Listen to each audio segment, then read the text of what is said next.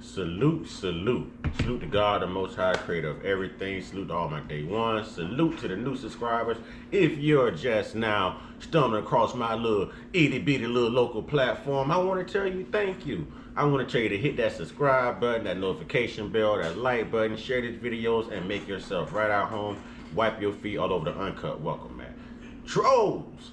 Only God and your mama can love you. And last but not least, last but most certainly not least, ladies and gentlemen, kings and queens, brothers and sisters, I say to you, one time, I say one time, I say one time.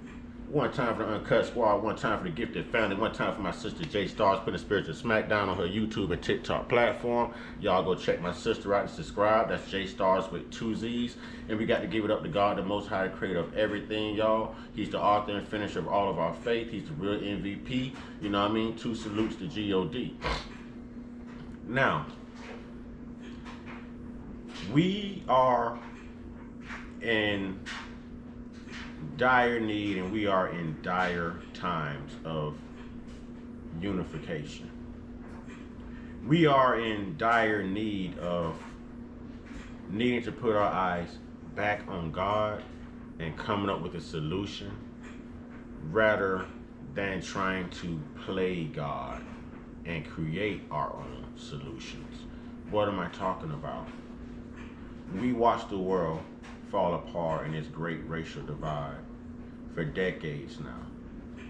You know, Trayvon Martin's, Tamir Rice. The Washington Post started keeping track of this in 2015. I think that was around the unaliving of Michael Brown Jr., if I'm not mistaken. And it's just how many people are unalived by police. Listen, what happened in Cincinnati is sad on both occasions.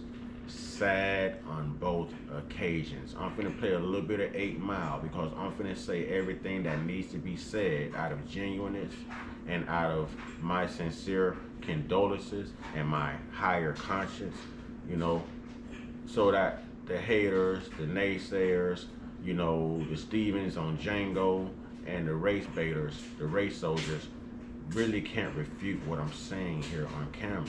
It was sad on both occasions. Yes. I can't quite remember his first name. I just had it. Ryan, maybe? Was it Ryan? I believe it was Ryan Hinton. Okay, who was just, you know, senselessly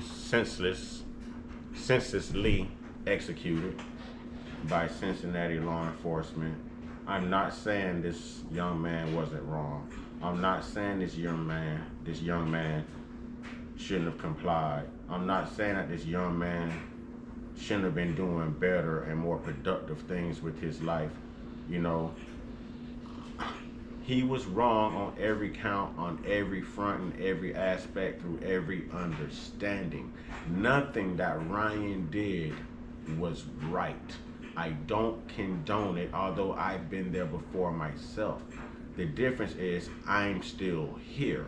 So here's my point. He also did not deserve to lose his life. When there are other accounts of people who look the opposite of him, who have made it out alive. All right? The young man was not armed at the time that he was executed. Now, it's even more sad that the dad and the mom and the grandparents have to mourn the loss of a child, and now the family has to mourn the dad too, because the dad knew that he wasn't going to get justice through the system, because this happens all the time. So he decided, Mr. Rodney Hinton Jr. decided to do what I think most parents would do. I don't even think it's about race, you know. I just think it's about getting tired. He did what most parents would do, and he took the law into his own hands. And he unalived a retired officer who was basically conducting traffic. This is sad as well, because I don't even think this was the officer who executed his son. So this officer really had nothing to do with it. He just happens to work for the same police department who had something to do with the unaliving of his child. So now his family is senselessly mourning him as well. So this is wrong on all fronts. And in no way, shape, or form should we be going for this racial divide. We saw this with George Floyd. We saw this with Tamir Rice. We saw this with Daniel Penny. We saw this so many times. The Austin Metcalfs and the Carmelo Anthonys now, if you fast forward to today. And now we're seeing this racial divide. But I must say, my condolences to all lives lost.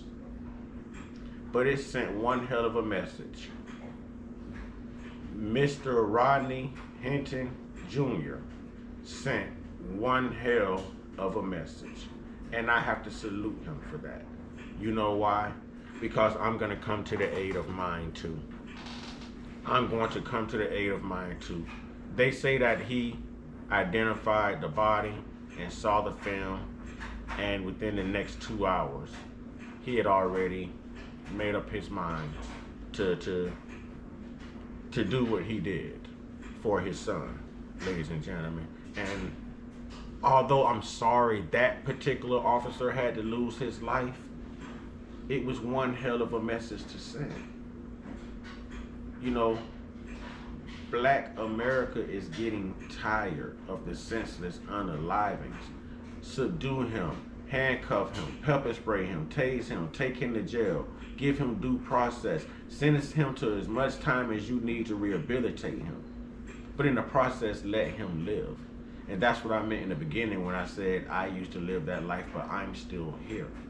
The system does work if you allow it. But if you're always going to claim fear of someone, or claim that someone was a threat in order to justify taking their life, and we're not watching you do this with other demographics, then it creates a racial barrier and an injustice in our criminal justice system. And whether we want to look at that and or not, some would choose to exercise tunnel vision. Some would choose to say, you know what, he has a point. There's way too many interracial relationships. There's way too many biracial children. There's way too much diversity in America for us to side with color and only for color. So I'm really alarmed right now. I'm really alarmed. But to that father, to Rodney Hinton Jr., brother, I can't help but say, man, you stood on business. The way you looked all those police in their face, a courtroom full of, you know, police who don't look like you, look exactly like the guy you ran over, looked exactly like the guy who executed your son. You looked them right in the face. You kept your shoulders high. You kept your chest up. You kept your back out. And you looked them right in their eyes. Right in their eyes. You stood on business, brother. Now, I'm sorry now that your family has to mourn you as well as your son, as well as this officer. Because that officer really didn't deserve it. But I understand the message you were sending was an eye for an eye. F around and find out. Tired.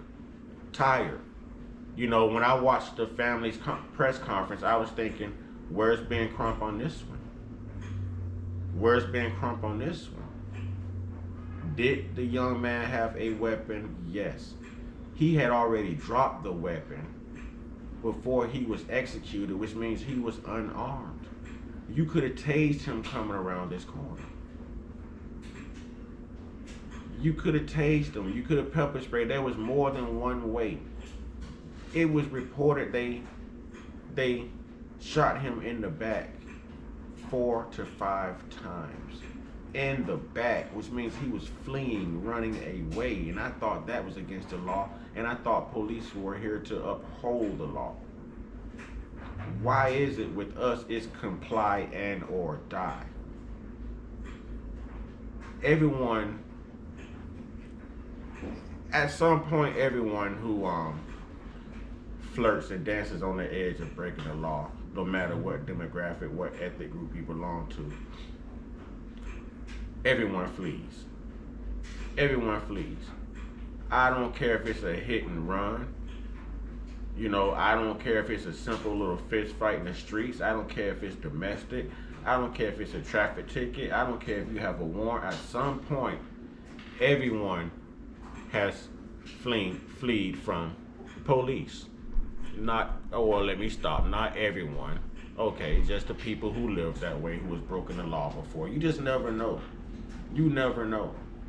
You have people who run just because CPS is knocking on their door. You know, so at some point, everyone flees authority. Everyone seems to have a what's the word I'm looking for here? A conundrum with authority. It's not just the black community. We are just polarized the most. I want to say again that this officer, I don't know his name. May he rest in peace. He wasn't even the officer who executed Mr. Ryan Hinton. But yet, sadly, he was the one that paid the price to get the message across that I think Mr. Rodney was trying to tell everyone. We know how these things play out. We're tired. We're watching it with Carmelo Anthony. We just seen it with Case and Allison. We saw it with George Floyd. We saw it with Tamir Rice. We saw it with Daniel Penny. We saw it with Terrence Crutcher. We saw it with Eric Gardner. We saw it with Sandra Bland. We saw it with Breonna Taylor. We saw it with Philando Castile. We saw it with Michael Brown Jr. We saw it with Stephon Clark? Stephon Clark. We saw it with Stephon Clark. We saw it with Rakita Boyd. We saw it with, in the Loud Music case. We saw it with Rodney King. I'm still going here. Sonia Massey. I'm still naming people. We saw it. Top Supermarket, Buffalo, New York, Peyton Gantron, Amber Geyer, whatever her name is, with Bolton John. I'm still naming people here. I think the message this brother was sending out, although it was probably the wrong message, but a much needed message, is we're tired of the injustice. We're tired of the crooked American criminal justice system. We're tired of being profiled. We're tired of being looked at as trophies and hunting game. We're tired of being looked at as subhumans.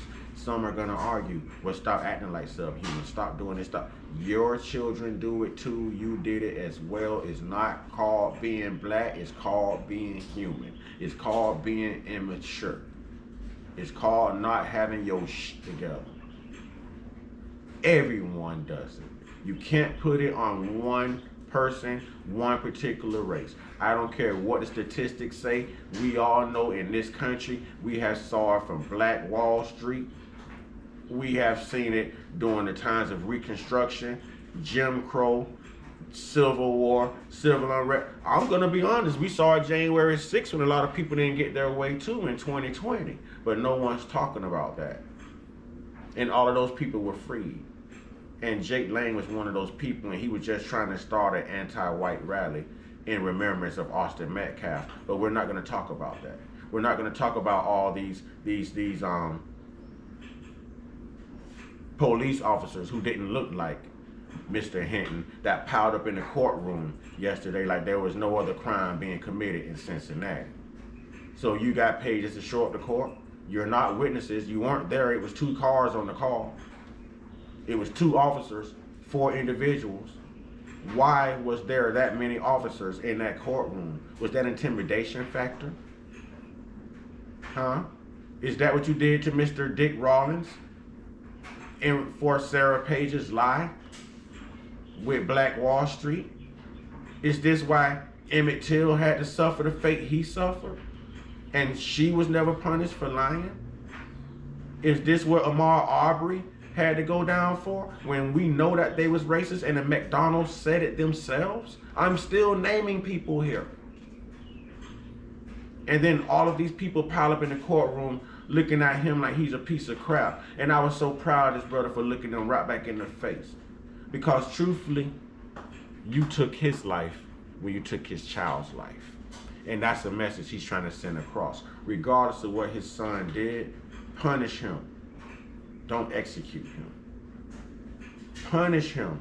Don't execute him. No one's saying that Mr. Ryan Hinton was in the right.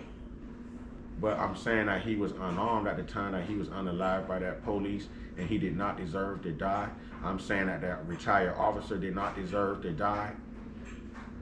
And Rodney Hinton should have been forced to make this type of decision to put it all on the line for the name of justice for his son. You think this man care about doing life or getting life or losing his life now? You've already taken his life when you took his child who was just 18. There was a better way.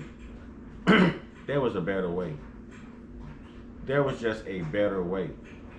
How many armed non-black subjects do these police encounter a day? How many are receiving the same fate and the same sentence, the coroner call, as we do as, being black Americans? How many?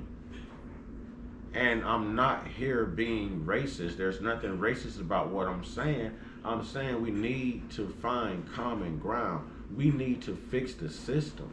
The fact that people can rally behind something because the person was white, and no matter if they were wrong, white Americans are going to support them, or the person was black, and no matter if they're wrong, black Americans are going to support them.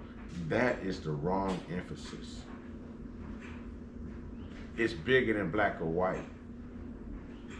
I think Lil Baby had a song, The Bigger Picture. You know what I'm saying? It's bigger than black or white.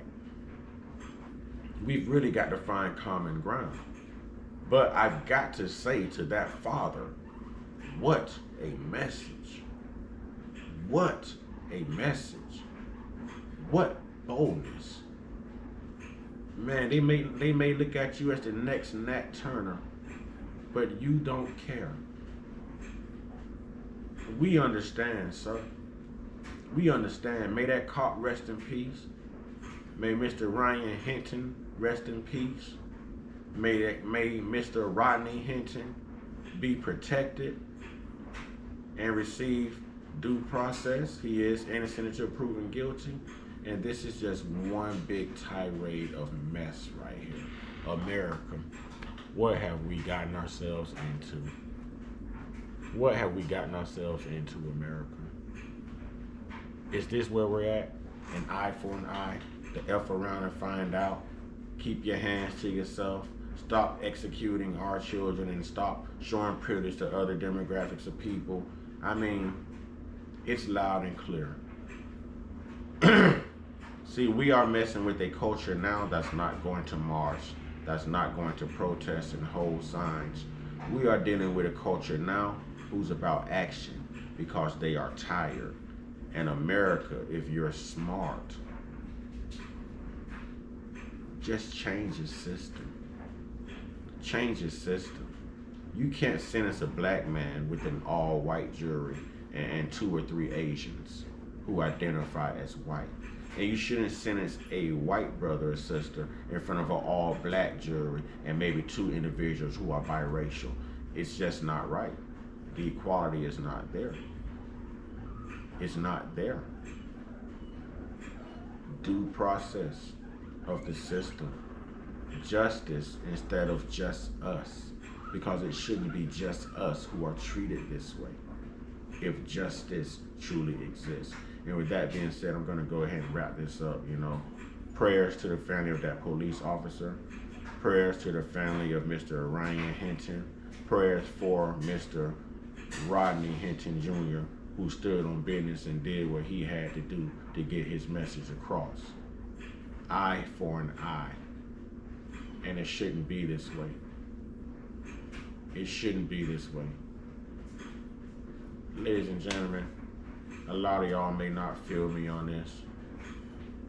I feel like the whole situation is wrong. I feel like now I could just imagine how that retired police officer's family is feeling too. But to hear these police officers hold this press conference and only give their condolences to the family of this police officer, instead of their condolences to the family of Mr. Hinton as well, rather than that this is the guy we ended up killing later on. That is what she said. There was no remorse there. There was no remorse. There's just got to be a better way. There's just got to be a better way. And I hope this type of tyranny doesn't continue in this country, but it's been this way for a long time, and only we can change that. All right, with that being said, y'all, get your one-on-one, get your one-on-one, get your one-on-one with your higher power. Y'all pray for everybody. Even pray for the Cincinnati Police Department, y'all, or the sheriff or whoever did it. Pray. Pray for everyone who thinks on a racial standpoint. Pray for everyone who's prejudiced. Pray for everyone who has tunnel vision. Pray for everyone who feels like they have to take the law into their own hands, like a Austin Metcalf, or let's say a Mr. Rodney Hinton, who really had no other choice, because we know how these things play out. Go check it out on the Washington Post, y'all. They've been keeping track of this since 2015. All right? Stay prayed us, stay blessed us, stay meditate us, stay protected, stay real, stay conscious, stay uncut, be inspired, be great, don't be prejudiced, don't have tunnel vision, be non-biased, love everyone, and be you. Ashe, brothers and sisters, kings and queens, ladies and gentlemen.